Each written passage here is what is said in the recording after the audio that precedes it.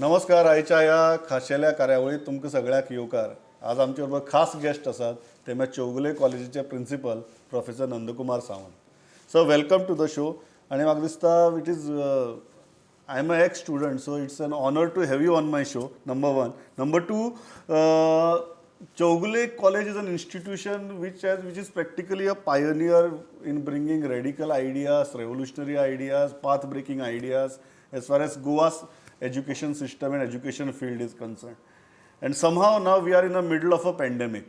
And I think we need all the ideas we can to chart out a new future, new course of action.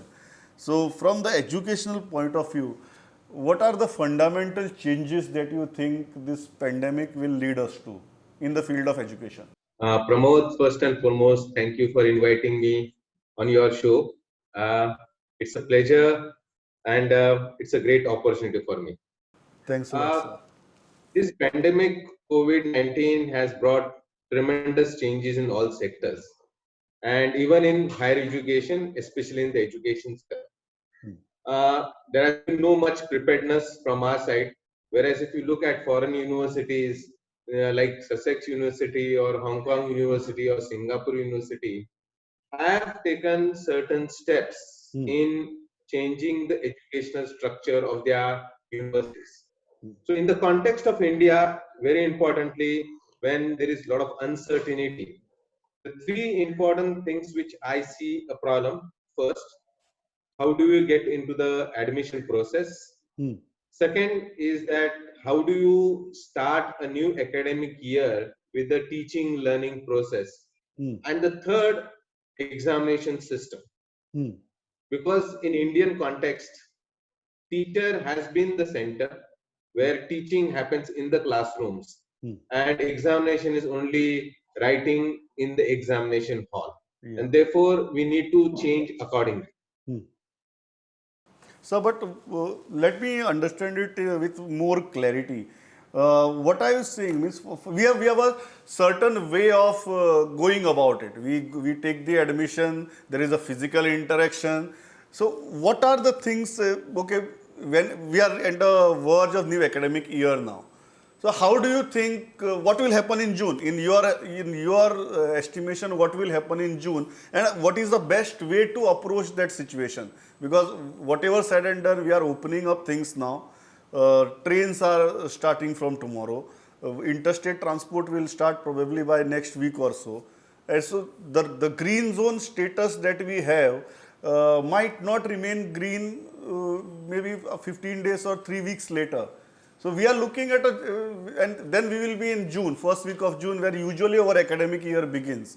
So what do you suggest, even if the Chief Minister is watching this interview, what are your suggestions? What is the best way for the government to look forward? As far as higher education is concerned, UGC and Goa University has given a very clear-cut guidelines. The new academic year will start somewhere in the August. Till then, the situations will be little bit in more control. If you look at this whole pandemic, the important aspect is why education institutes have been closed. The reason is for maintaining the social distance. That means students should not be physically coming on the campus. So let me take one step after another. So when you talk about admissions, the way out to this is we need to start with the online admission process, where everything students sitting at their home can apply, where teachers can do counseling, or maybe like web links and online.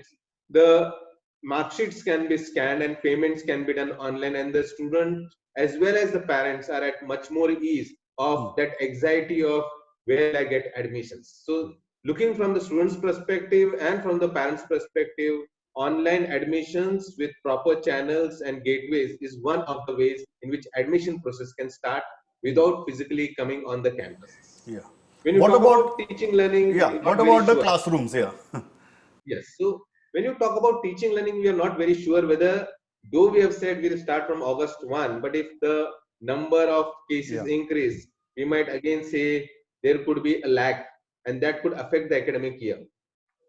So thankfully, Chowgule College has been always at the forefront. You know, one way of looking is that there are a lot of learning management systems, like you have Google Classroom, you have Moodle, which is there, where all teachers can upload their learning resources. So there is an access for the students as well as teachers, where teachers upload the resources, student can access on this particular part of it. This is one thing. Second very important thing is that today teaching is just not one way, chalk and duster. There are different methods of teaching learning. We use Bloom's taxonomy, where students we take from a lower order thinking to a higher order thinking. Use something called as POGIL, or problem-based learning, where you engage the students. Now, what you see here is that you are engaging students, and you can work as per the pace of the students. So very importantly, the teacher has to do a lot of work backhand. In fact, to create resources, to give links, then engage the students into different questions, maybe activities like MCQ, quiz, videos. And we also need to understand the younger generation has a very low concentration power. They are just about 11 to 12 minutes. That is what research has been telling. So very fact that we have to use, when you are also doing online teaching, the students have to be used in different methods. And we have been fortunately able to put across, and we have explained with our teachers that we have been able to practice few of the methods in teaching learning. So this is how teaching learning can take place. So, but one thing, Now, if the third point, yeah, go ahead, sir.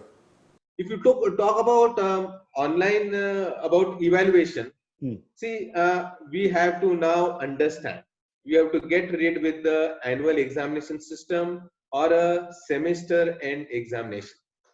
It could be more of a continuous evaluation, where students online submit in form of continuous assessments. To give a very simple example, read a book and say submit a book review, or you write an assignment and submit.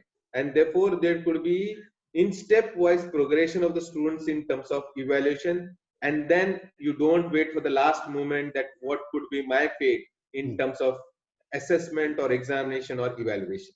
Yeah. So, but one very crucial thing, if I know correctly, if I understand correctly, Chowgule College has been doing many of these experiments from last 4 5 years, and it was a shift. I think it was a shift from that when I was studying, from the traditional way of teaching and learning. This, after becoming autonomous, getting that status, a shift into a completely different mindset of teaching learning. So today, because of this pandemic, we are saying that most of the educational institutions and probably our education system will have to adopt these methods. So what were the initial big challenges in the shift over? Because it's not just a shift over of a system, it's a shift over of the mindsets from teachers, students and entire society. So what were the initial challenges and how did you overcome it? Just to give a little background, somewhere in 2009, we started with something called as learning management system. We used called as Moodle, and this Moodle was tailor made as per the requirement of Chowgule College, and we call it in Chowgule College as CLAP, CLAAP, which means Chowgule's Learn Anytime, Any Place. So this was an online platform for students to access their learning resources. Now you asked, we have come a long way. Now it's almost now 10, 11 years. But the thing is very difficult, let me tell you. The first is the mindset of the teachers, because teachers are so used to be comfortable in their own structures. To first make them updated with the technological use. Second, how to make learning resources more approachable to the students. Third, how to access web links, videos, and therefore you need to have two important aspects. One, a very good institutional support system, maybe a studios to record the lecture, or maybe have a campus which is Wi-Fi, which with a bandwidth of very high, so that students can, because understand students have a lot of impatience. They want to access things very fast. And so infrastructure becomes a very important factor. And second thing is the training of the teachers. We invested a lot of time in training our teachers in how do we do this. I also want to tell that since we wanted to mark, benchmark some of the global universities, we tried to use something called as MIT model and Sussex University model of England and MIT of USA, because they have the best of the learning resources. So if you go to our course structure of all teachers, we put in the syllabus, we teach them how the assessments will be done, what will be the contents of this, and we break them into small modules so that pace by pace the student can learn. And then we have our assessments done by every part of it. And that is an advantage being an autonomous college, because being an autonomous college, we were able to put our evaluation system as per our requirement. Uh, so how difficult was it, this shift over? How difficult was it? One part is the teachers part. You can teachers are under your control. You can train them. You can emphasize the need for it. Second part is students. And anyway, our traditional system is such that it is very difficult to fit them in the traditional system. how difficult was it to fit them in this non-traditional system? Pramod, this is a very, very good question, I would say, because see, if you look at our students, what is their basic objective? Their basic objective is the product, then the process. That means everybody wants some marks. This is the basic problem with our students. When you do online, there is a process that is involved. And when students come from 12th standard to a graduate level, they do not understand that, yes, where they have to become a self-learners. Because till 12th standard, they're very emphasized with that rigid textbook, teaching, syllabus, and that much a part of it. Whereas when you come to a graduate program, ocean is the knowledge. And therefore, the most difficult is that, yes, you need to invest time to do the process, and therefore you require to have few more systems that you have, where I would say, okay, a teacher will always say, I want an assignment submission. There's a deadline that you need to put, because you have to become professional, because in the world when you go, they will know there will be nothing called as, okay, you submit it tomorrow. In professional world, if I want to be done today, it has to be done today. So we have to teach professional. Second very important thing, the biggest problem with our students is cut and paste model. If an assignment is to be submitted, they will just cut and paste.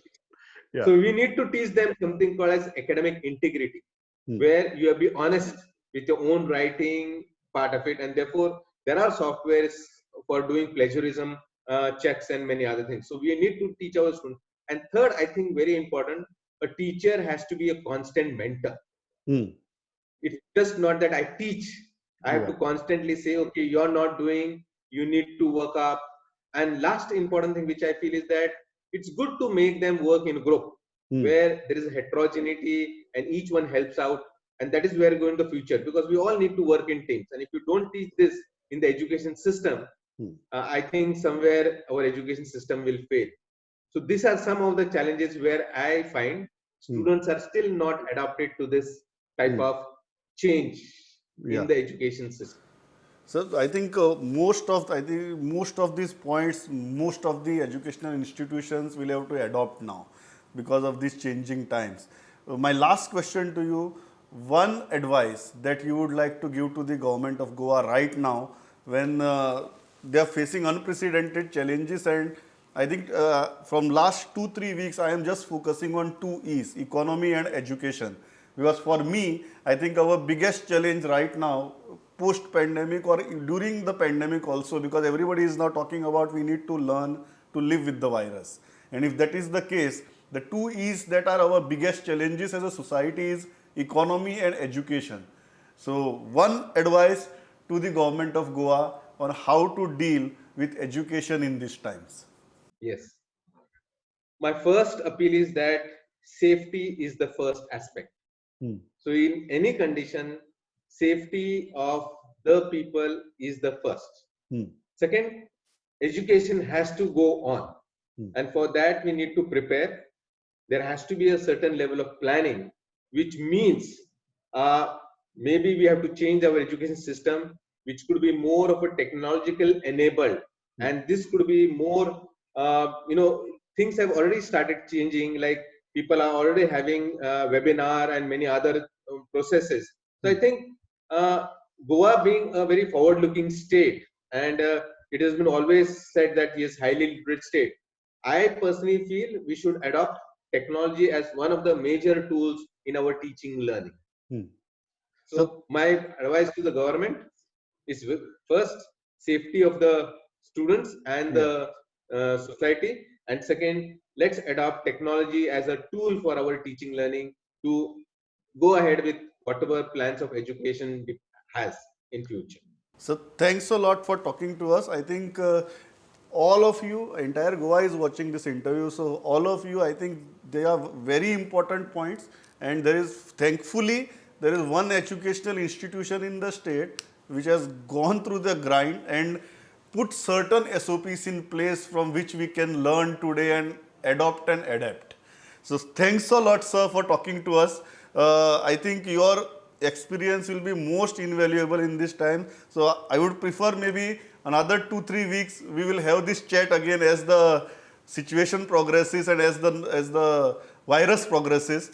So thanks a lot. We need your knowledge, your experience, and the sharing of it most in these times. So thank you for talking to us. Poetrat Prudent. Namaskar.